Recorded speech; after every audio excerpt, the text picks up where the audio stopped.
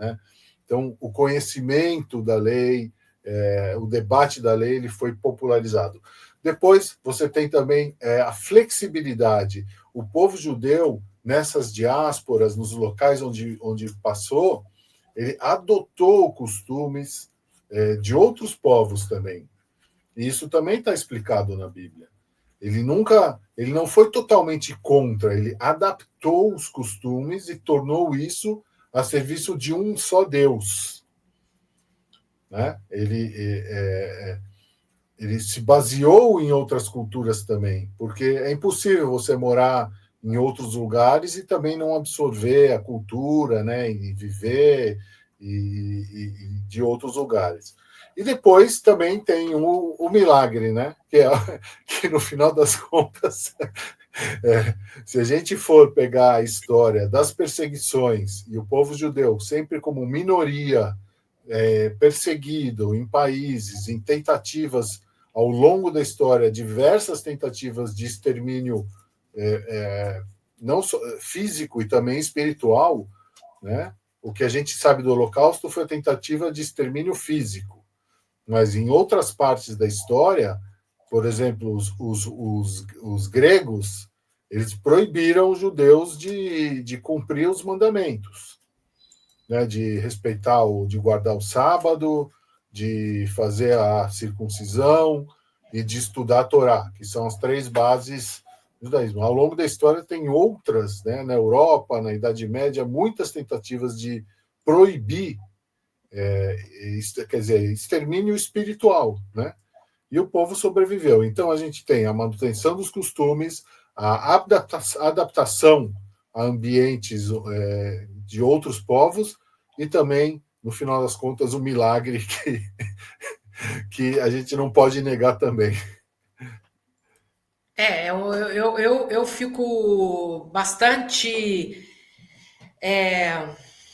vendo um milagre, porque caiu aí. Será que o Michel caiu? Não, Michel? não, eu estou aqui, é que eu estou vendo, eu não sei se é um problema aqui, pastora, ou se a câmera tá pulando.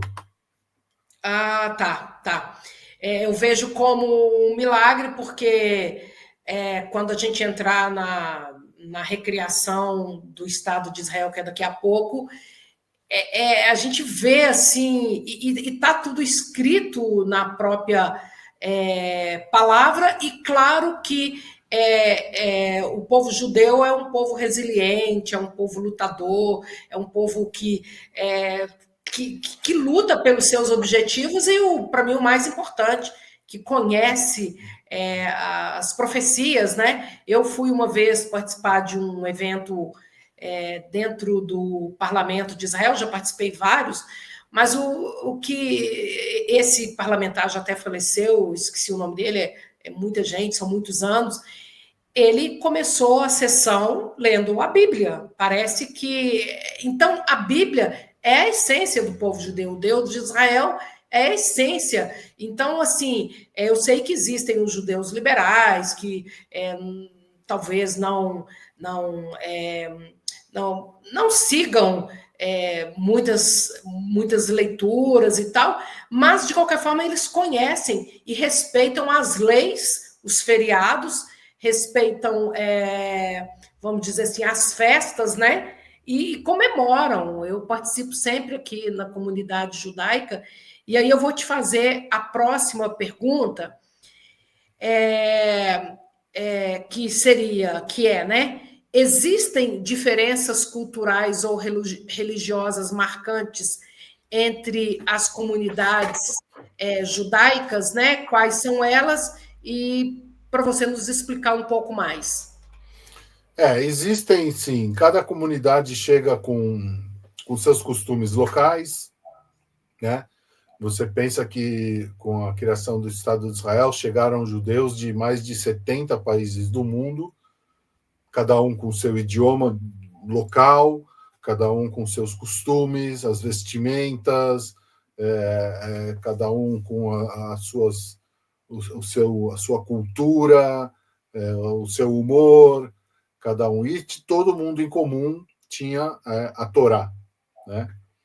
lógico, em outros aspectos também, o idioma hebraico era sagrado, né? Só depois ele virou o idioma do dia a dia em Israel, mas existem sim diferenças. Vamos falar dos dois grandes grupos, né? Os ashkenazitas e os sefaraditas, né? Ashkenazim e sefaradim em hebraico. Sefaradim, por causa do nome da Espanha, ou Mizrahim, que quer dizer orientais, judeus ocidentais, Ashkenazim, e os orientais, o Mizrahim. Existem costumes diferentes, por exemplo, a gente está agora na época do Pesach, né? A Páscoa. Então, vamos dizer, os Ashkenazim não comem grãos, porque não se pode comer nada que é fermentado. No costume ashkenazita ocidental não se comem grãos. Já os judeus orientais permitem que se comam grãos. Algumas rezas, algumas orações, a forma também de expressar o idioma. Os judeus orientais, eles falam parece mais o árabe, porque eles usam o hebraico, vamos dizer, original, em que as palavras vêm da garganta, né? Parece que vem da garganta. Já os judeus ocidentais já não têm esse tipo, não conseguem fazer esse tipo de se expressar desse tipo. Se expressam mais como uma maneira ocidental. Então, mas você tem os grandes rabinos, cada comunidade, os orientais, os sefaraditas, tem os grandes rabinos sefaraditas e os ashkenazitas têm os grandes rabinos. Hoje em dia, no mundo rabínico, existe uma confluência, né? As leis, elas todas foram esquematizadas, foram galvanizadas para todo mundo seguir a mesma lei. E existem também diferenças sociais e econômicas dentro de Israel, porque vamos entrar logo na criação do Estado de Israel, mas Israel foi um país criado principalmente por judeus da Europa, né? No início de Israel, e só depois vieram judeus dos países árabes e sofreram preconceito, sofreram discriminação. Muitos judeus ocidentais consideravam, imagina que se chegava um judeu que veio da Alemanha, dos anos 30, de Berlim, que era o lugar mais desenvolvido do mundo, era um judeu intelectual, que frequentava as grandes óperas e os bons restaurantes da Europa, e ele era um industrial, e ele chega aqui, e aí ele se depara com um judeu que veio do Iêmen, que vivia da mesma maneira tribal como se vivia 2.000 anos atrás, né? Que não sabia o que era eletricidade praticamente, né? Então, as diferenças culturais foram muito fortes. Hoje em dia, em Israel, são menos.